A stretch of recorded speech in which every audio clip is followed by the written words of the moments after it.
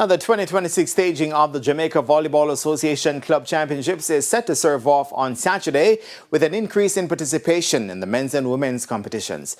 10 men's teams, up from 8 last season, and 8 women's teams, up from 6, will contest this year's competitions, with the new champions expected to be crowned in the women's category due to the non-entry of last year's winners, UII. Beyond the battle for club honours, Java General Secretary Audley Ware says the championships will also serve as an important evaluation ground for national team selections. Asian Club Championships will serve as a key platform for national team identification and preparation. The competition forms a part of our competitive pathway towards several major regional and international assignments slated for this year. And as a result, many of the country's top emerging athletes will be competing with the clear objective of earning selection to represent Jamaica.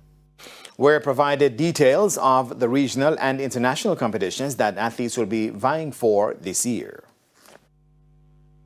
The NORCECA Girls Under-19 Continental Championship, the NORCECA Under-21 Women's Pan American Cup, and we have our zonal competitions, the Kosovo Under-19 Championships of boys and girls, the Under-21 Championships, men and women, and we have the Senior Final Four competition. So the top 4 teams from the previously held Senior Championships would be competing.